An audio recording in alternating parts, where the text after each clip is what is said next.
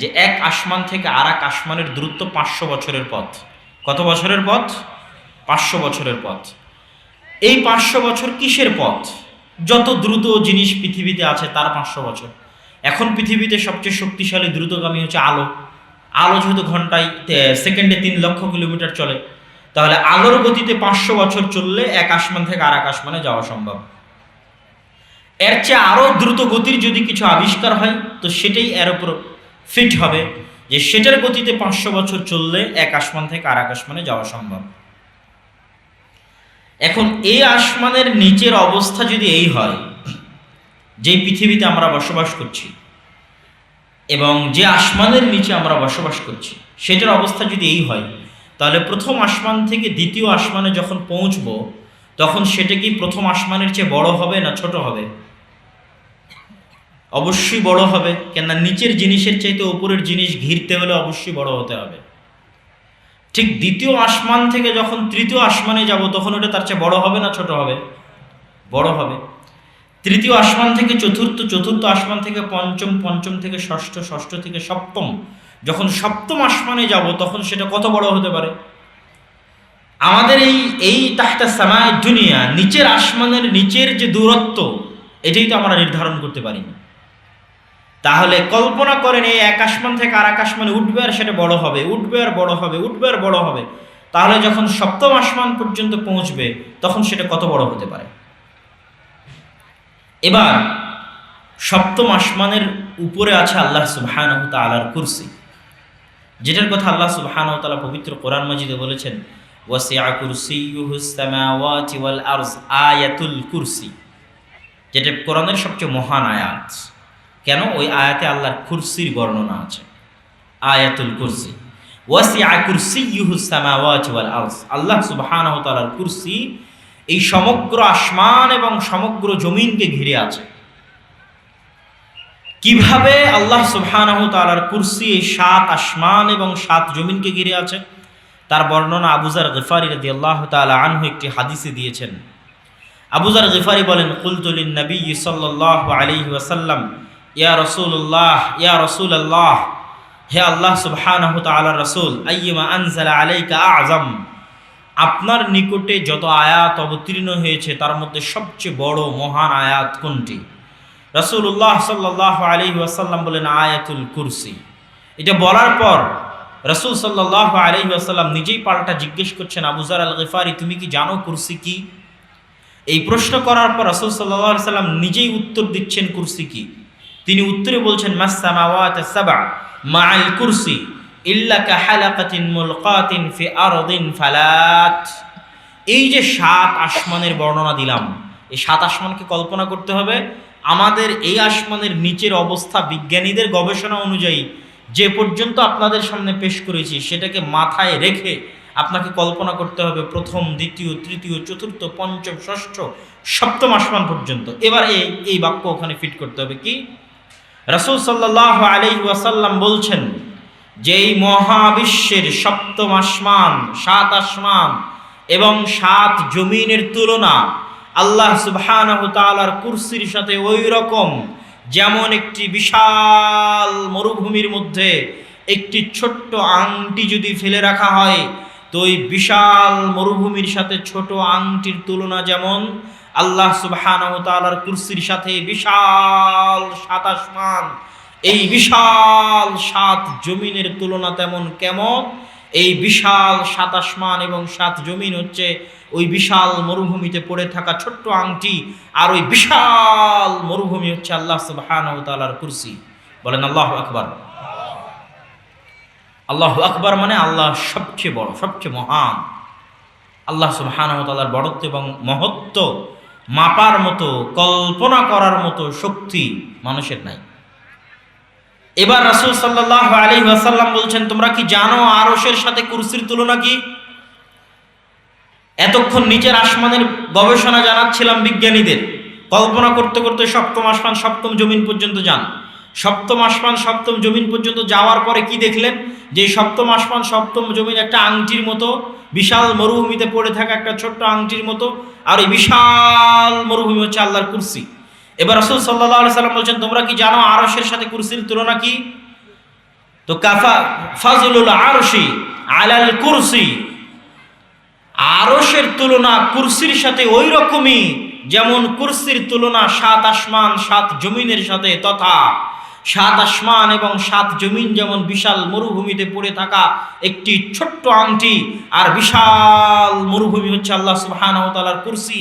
আরশের সাথে কুরসির তুলনা ঠিক অনুরূপী, তথা বিশাল মরুভূমির মধ্যে একটি আংটির মতো হচ্ছে আল্লাহর কুরসি, আর বিশাল মরুভূমি হচ্ছে আল্লাহ সুবহানাহু ওয়া তাআলার আরশ।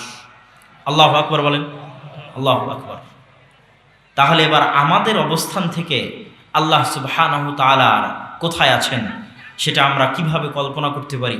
আল্লাহ সুবহানাহু ওয়া তাআলার জাত, আল্লাহ সুবহানাহু ওয়া তাআলার সিফাত কত মহান, কত উঁচু, কত মহৎ এবং কত পবিত্র, আর আমরা কত ক্ষুদ্র, কত নগণ্য এবং কত দুর্বল, কত অসহায়, তা আল্লাহ সুবহানাহু ওয়া তাআলার জাতের কোথায় আছেন এই বর্ণনার সাথে আমাদের জ্ঞান বিজ্ঞানের যে গবেষণা সেই বর্ণনার তুলনা করলে আমাদের সামনে স্পষ্ট হবে। আর একটা হাদিস বর্ণনা করলে আরও স্পষ্ট হবে। রাসূল সাল্লাল্লাহু আলাইহি সাল্লাম বলছেন, আমাকে অনুমতি দেওয়া হয়েছে যেন আমি তোমাদের বলে দিই। কি বলে দিই? যে যেই সমস্ত ফেরেশতারা আরশকে বহন করে আছে তাদের অবস্থা কেমন। আরশকে কিয়ামতের মাঠে 8 জন ফেরেশতা বহন করবেন। বর্তমানে কয়জন করছেন এই রকম স্পষ্ট কোনো বর্ণনা পাওয়া যায় না, তবে কিয়ামতের মাঠের উপর কিয়াস করে বলা যায় যে বর্তমানেও হয়তো 8 জন ফেরেশতাই বহন করছেন। তাদের বর্ণনা দিতে গিয়ে রাসূলুল্লাহ সাল্লাল্লাহু আলাইহি ওয়াসাল্লাম বলছেন, ইন্নামা বাইনা শাহমাতি উযনিহি ইলা আতিকিহি মাসিরাত 700 আম। আরশকে বহন করছে এই রকম ফেরেশতাদের কানের লতি থেকে নিয়ে কাঁধ পর্যন্তের দূরত্ব, আমার কানের লতি থেকে কাঁধ পর্যন্ত দূরত্ব 4 থেকে 6 ইঞ্চি। আরশকে বহন করছে এরকম ফেরেশতার কানের লতি থেকে নিয়ে কাঁধ পর্যন্তের দূরত্ব হচ্ছে 700 বছরের পথ। কোন 700 বছরের পথ? সবচেয়ে দ্রুত গতির 700 বছরের পথ।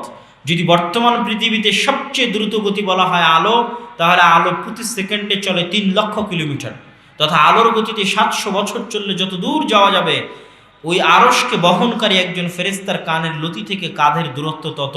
বাকি অংশের বর্ণনা রাসূলুল্লাহ সাল্লাল্লাহু আলাইহি ওয়াসাল্লাম দেননি। এখান থেকেও আপনি অনুভব করতে পারবেন যে আল্লাহ সুবহানাহু ওয়া তাআলার এই 7 আসমান এবং 7 জমিনের বিশালত্ব, আল্লাহ সুবহানাহু ওয়া তাআলার কুরসির মহত্ব এবং বিশালত্ব, আল্লাহ সুবহানাহু ওয়া তাআলার আরশের বিশালত্ব এবং মহত্ব। সম্মানিত উপস্থিতি, আল্লাহ সুবহানাহু ওয়া তাআলার জাত অদৃশ্য।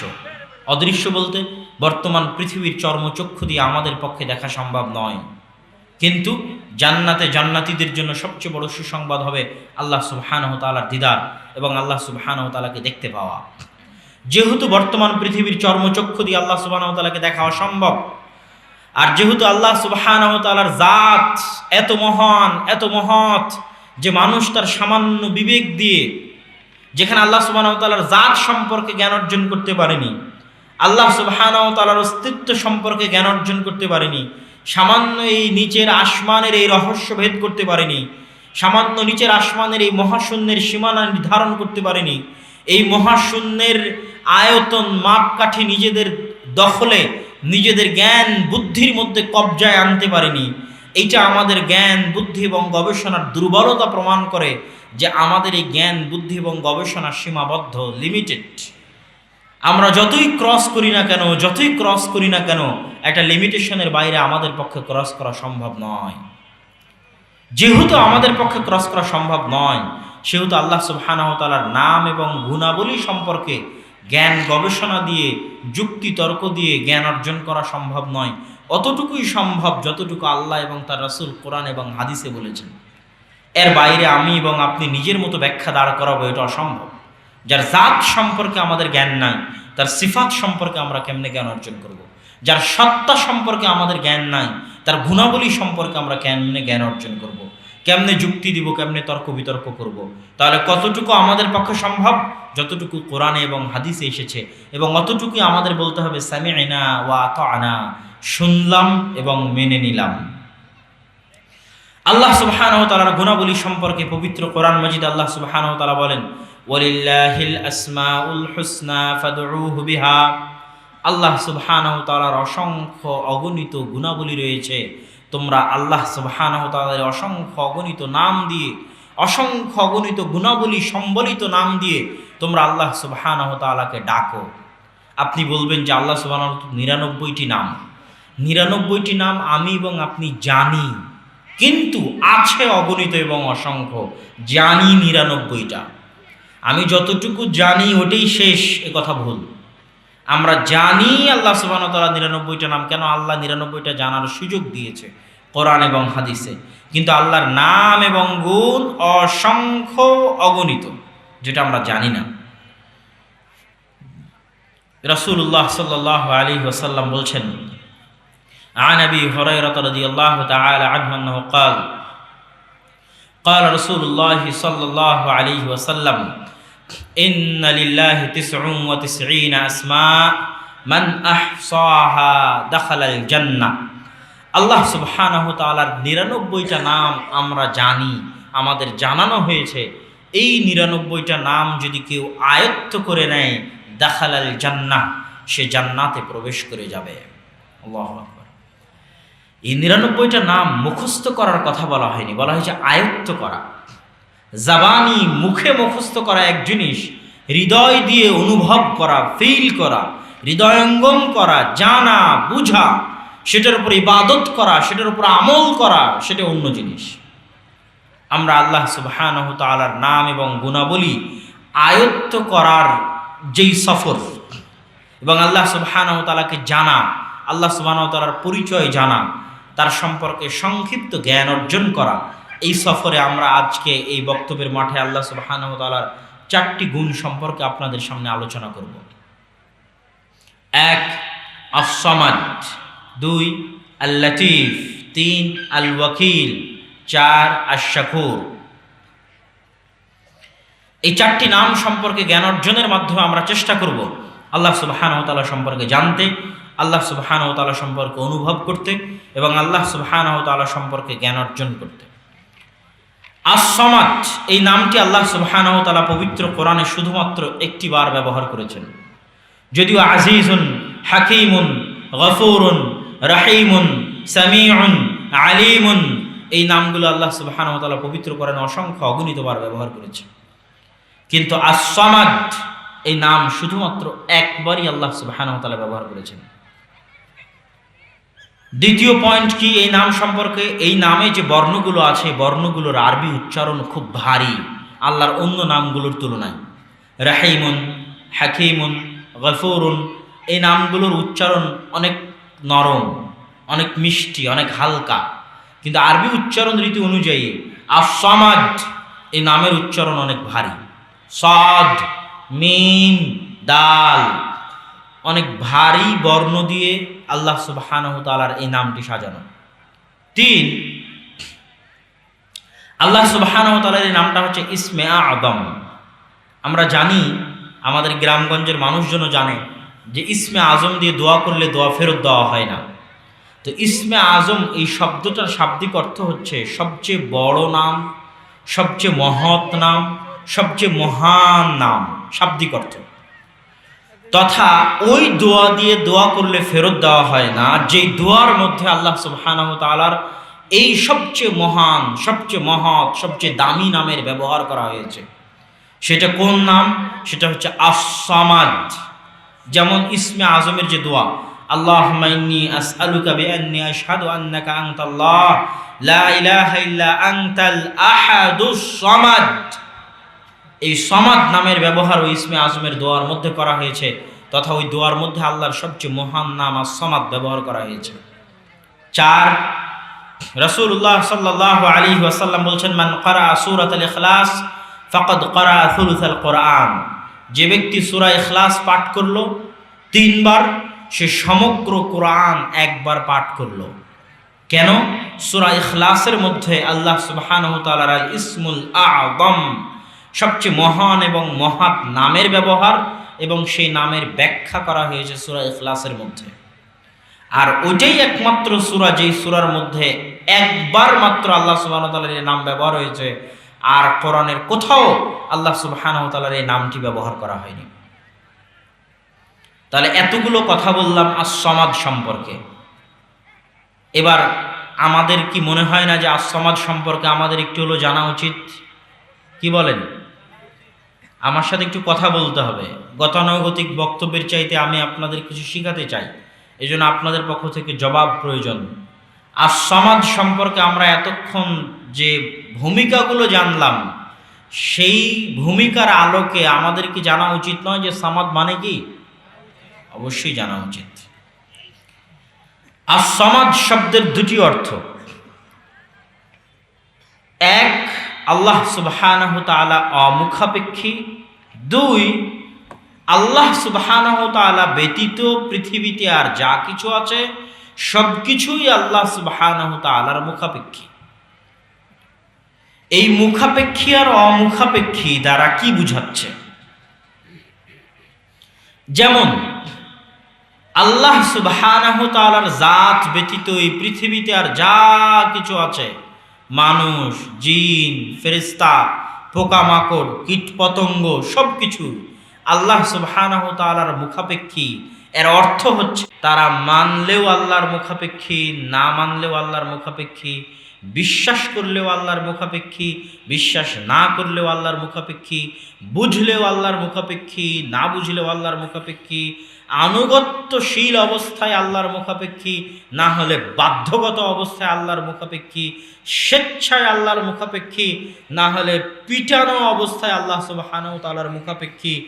সকল অবস্থায় আল্লাহ সুবহানাহু তাআলার দিকে ফিরে যাওয়া ছাড়া, আল্লাহ সুবহানাহু তাআলার দিকে মুখাপেক্ষী হওয়া ছাড়া, আল্লাহ সুবহানাহু তাআলার নিকট ফিরে যাওয়া ছাড়া পৃথিবীর কোনো সৃষ্টিজীবের কোনো রাস্তা নাই। যে আর কোনো রাস্তা আছে এই রাস্তা ছাড়া, যে পৃথিবীর কোনো সৃষ্টিজীব আস-সামাদ এর নিকট ফিরে যাবে না, মানলেও না মানলেও, বুঝলেও না বুঝলেও, বিশ্বাস করলেও না বিশ্বাস করলেও, ইচ্ছায়, বাধ্যগত অবস্থায়, আনুগত্যশীল অবস্থায়, জোরপূর্বক অবস্থায়, এর বাইরে আর কোনো রাস্তা পৃথিবীর কোনো সৃষ্টিজীবের নাই। তাদের শেষ result, last result, return back to Allah সুবহানাহু তাআলা। আল্লাহ সুবহানাহু তাআলার নিকটে ফিরে যেতে হবে। এটাই শেষ ঠিকানা, এটাই শেষ রেজাল্ট। পৃথিবীতে যত মানুষ, জিন, ফেরেশতা, কীটপতঙ্গ, পোকামাকড়, যা কিছু জীবজন্তু জানোয়ার আছে, সবার বুঝলেও না বুঝলেও, মানলেও না মানলেও, ইচ্ছায় অনিচ্ছায়, আনুগত্য অবস্থায়, বাধ্যগত অবস্থায় আল্লাহ সুবহানাহু তাআলার মুখাপেক্ষী। আল্লাহ সুবহানাহু তাআলার নিকট ফিরে যাওয়া ছাড়া কারো সামনে কোনো রাস্তা নেই।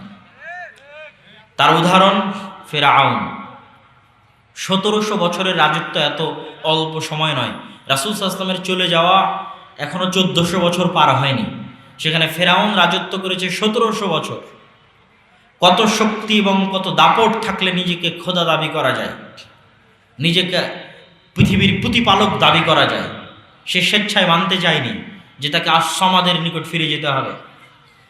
সে ইচ্ছায়, আনুগত্য অবস্থায় মানতে চায়নি যে আস-সামাদ এই নামের প্রভাব, প্রতাপ এত বেশি যে ওই রকম ফেরাউনের কোনো ভ্যালু নাই। আস-সামাদ এই নামের সামনে, এই নামের প্রভাব এবং প্রতাপ এত এত বেশি। কিন্তু যখন স্বেচ্ছায় মানেনি, বুঝেও মানেনি, বিশ্বাসে মানেনি, তখন অনিচ্ছায়, বাধ্যগত অবস্থায়, 16 আনা অসহায়ত্বের সাথে যখন সে পানিতে ডুবে মরছে, তখন বলছে আমানতু বিরব্বি মূসা ওয়া হারুন। তখন সে বাধ্যগত অবস্থায় নিজের অসহায়ত্ব দেখে সে বুঝতে পেরেছে পৃথিবীতে আসলে এটাই শেষ রেজাল্ট, এর বাইরে আর কোনো রাস্তা নাই, যে আমাকে এবং আপনাকে আল্লাহর নিকটে ফিরে যেতে হবে এবং আমি এবং আপনি আল্লাহ সুবহানাহু ওয়া তাআলার মুখাপেক্ষী, এর বাইরে কোনো রাস্তা নেই।